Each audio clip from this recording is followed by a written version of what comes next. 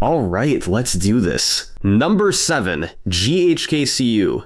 GHK-Cu, or copper peptide, is a naturally occurring tripeptide found in human blood plasma, saliva, and urine. Your body already produces it. The problem is that production drops significantly as you age. At 20 years old, your blood plasma contains about 200 nanograms per milliliter. By 60, that number drops to roughly 80. The internet got interested in GHK-Cu because of what it does to skin. In multiple peer-reviewed studies, GHK-Cu has been shown to stimulate collagen synthesis, promote elastin production, and accelerate wound healing. It essentially tells your skin cells to behave like they did when you were younger. Topical application at concentrations of 1 to 2% has been shown to improve skin firmness, reduce fine lines, and increase skin thickness within 8 to 12 weeks. But here's where the bodybuilding and biohacking communities got really excited. Beyond skin, GHK-Cu has demonstrated anti-inflammatory properties, the ability to promote blood vessel growth, and in animal studies, it appears to reset certain gene expression patterns associated with aging back toward a younger profile. One study published in the journal Genome Biology found that GHK-Cu could modulate the expression of over 4,000 genes in the direction of a younger state. In terms of when you'll notice benefits, topical users report visible skin improvement in 4 to 8 weeks. For injectable use, which the fitness community prefers, users report improvements in recovery time and skin quality within 2 to 4 weeks. As for side effects, GHK-Cu is generally well tolerated. Skin irritation at the application site is the most commonly reported issue. For injectable use, there currently isn't enough long-term human research to know the full scope of potential side effects, and anyone considering it should understand they're essentially experimenting on themselves. Number 6, TB500. TB500 is a synthetic version of Thymosin Beta 4, a protein that occurs naturally in virtually all human and animal cells. Thymosin Beta 4 plays a critical role in cell migration, wound healing, and the formation of new blood vessels. TB500 became popular in the fitness community because of its reputation as the recovery peptide. The research, mostly conducted in animal models, shows that TB500 promotes healing in tendons, ligaments, muscles, skin, and even the heart. In equine studies, TB500 was used extensively to heal injuries in racehorses, which is actually how the bodybuilding community first heard about it. If it could heal a horse's damaged tendon, the logic went, imagine what it could do for a human lifter's blown-out shoulder. Users typically report noticeable improvement in nagging injuries within 2 to 4 weeks of beginning a protocol. Some describe reduced inflammation within the first week. The peptide appears to work by upregulating actin, a cell-building protein involved in wound healing and cell migration. In rodent studies, TB500 has shown the ability to regrow hair, heal damaged heart tissue, and promote new blood vessel formation around injured areas.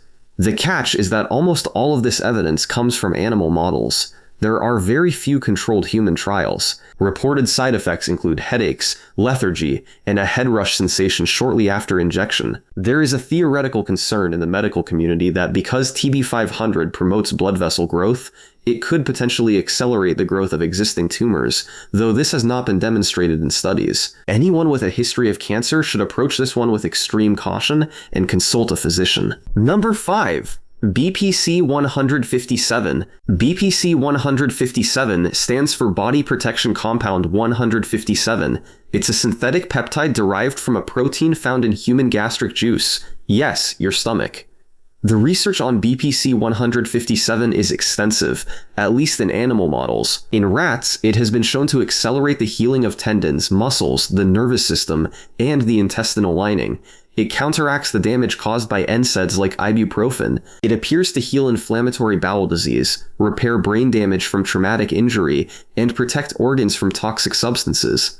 The list of benefits observed in rat studies reads like a cheat code for the human body. The fitness and biohacking communities adopted BPC-157 primarily for its tendon and gut healing properties. If you've destroyed your stomach lining from years of popping anti-inflammatories after workouts, or you've got a chronic tendon issue that won't resolve, BPC-157 is usually the first peptide people recommend. Users report improvement in tendon pain within 1 to 2 weeks, and gut healing within 2 to 4 weeks. Here's the important caveat. The FDA has explicitly warned against using BPC 157. As of 2024, the FDA issued guidance stating that BPC 157 does not meet the criteria for use as a bulk drug substance in compounding, which effectively makes it harder to obtain legally in the United States. There are no completed human clinical trials for BPC 157. Everything we know comes from animal research. Reported side effects from user communities include nausea, dizziness,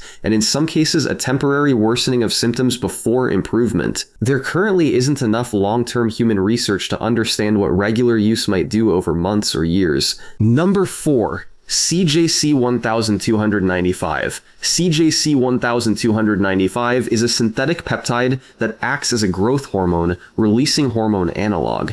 In plain English, it tells your pituitary gland to release more growth hormone. It's almost always used in combination with Ipamorelin, which we'll get to next because the two work synergistically. CJC 1295 provides the signal to release growth hormone, while Ipamorelin amplifies that signal. The version most commonly discussed online is CJC 1295 with DAC, which stands for Drug Affinity Complex. The DAC modification extends the half-life of the peptide from about 30 minutes to roughly 6 to 8 days, meaning you don't need to inject it as frequently. Without DAC, you'd need multiple daily injections.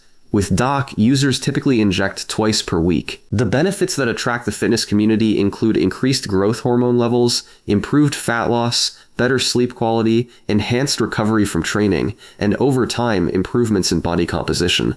Users typically report improved sleep quality within the first 1 to 2 weeks. Fat loss and body composition changes generally become noticeable within 4 to 8 weeks. Full results are typically reported at the 3 to 6 month mark. In terms of research, CJC 1295 with DAC was studied in human clinical trials by Conjuchem Biotechnologies. The trials demonstrated that it did increase growth hormone and IGF-1 levels in humans for extended periods. However, the trials were discontinued after a participant death, though the company stated the death was not related to the drug. Side effects reported in both clinical settings and user communities include water retention, numbness or tingling in the hands and feet, and fatigue. Because it increases growth hormone, long-term use carries the same theoretical risks associated with elevated growth hormone, including potential impacts on insulin sensitivity and the theoretical risk of accelerating existing cancers. Number 3. Ipamorelin. Ipamorelin is a selective growth hormone secretagogue, meaning it stimulates your body to produce its own growth hormone without significantly affecting other hormones like cortisol or prolactin. This selectivity is what makes it popular. Other growth hormone secretagogues tend to increase cortisol and hunger along with growth hormone. Ipamorelin provides the growth hormone boost with fewer side effects. Ipamorelin works by mimicking ghrelin, the hunger hormone, and binding to the ghrelin receptor in the pituitary gland. But unlike actual ghrelin, it doesn't cause a significant increase in appetite for most users. When combined with CJC 1295, the pair is often referred to as the gold standard peptide stack for growth hormone optimization. Benefits include improved sleep quality, accelerated fat loss, increased lean muscle mass, faster recovery, and improved skin quality. Users typically notice sleep improvements within 1 to 2 weeks. Body composition changes become evident around 4 to 8 weeks. Skin quality improvements are typically reported around the 8 to 12 week mark. Research on Ipamorelin includes multiple human clinical trials. A study published in the journal Growth Hormone and IGF Research showed that Ipamorelin effectively increased growth hormone release in a dose-dependent manner in healthy adults. It was also studied in post-surgical patients for its potential to accelerate recovery. Side effects are generally considered mild and include transient headaches, lightheadedness, and occasional water retention. Because Ipamorelin doesn't significantly raise cortisol, it's considered one of the cleaner growth hormone peptides available. Number 2. Epitalon. Epitalon is a synthetic version of Epithalamin, a peptide naturally produced by the pineal gland. It gained attention in the longevity community because of one specific claim. Epitalon appears to activate telomerase, the enzyme responsible for maintaining and lengthening telomeres, the protective caps on the ends of your chromosomes. As you age, your telomeres shorten. When they get too short, the cell can no longer divide and either becomes senescent or dies. This process is one of the fundamental mechanisms of biological aging. The research behind Epitalon comes primarily from the work of Professor Vladimir Kovinson at the St. Petersburg Institute of Bioregulation and Gerontology in Russia. His team published multiple studies showing that epithalamin and its synthetic version Epitalon could lengthen telomeres in human cell cultures and extend the lifespan of rodents. One study demonstrated a 13% increase in lifespan in treated rats compared to controls. The longevity and biohacking communities latched onto Epitalon because the implication is staggering. If you can lengthen your telomeres, you can theoretically slow or partially reverse one of the core mechanisms of aging. Users typically run Epithalamin in cycles of 10 to 20 days, once or twice per year. Reported benefits include improved sleep quality within the first week, improved skin elasticity within 2 to 4 weeks, and a general sense of well-being that users describe as feeling younger. The limitation is that the vast majority of research comes from one laboratory group in Russia, and the Western scientific community has been slow to replicate or validate these findings. There are no large-scale human clinical trials. Reported side effects are minimal, with some users noting flushing or a mild headache after injection. However, there currently isn't enough independent research to know the full long-term safety profile. Number 1.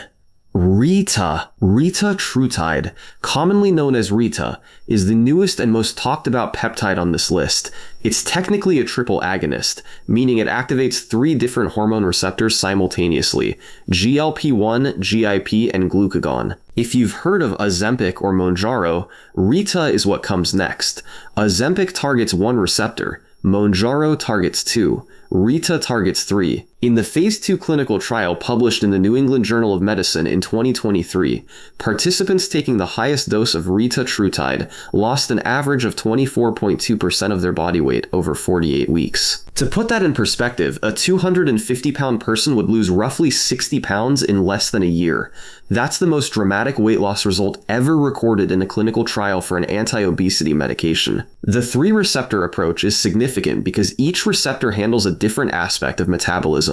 GLP-1 reduces appetite and slows gastric emptying, which is what Ozempic does. GIP improves insulin sensitivity and appears to enhance fat burning. Glucagon receptor activation increases energy expenditure and promotes the breakdown of fat and glycogen.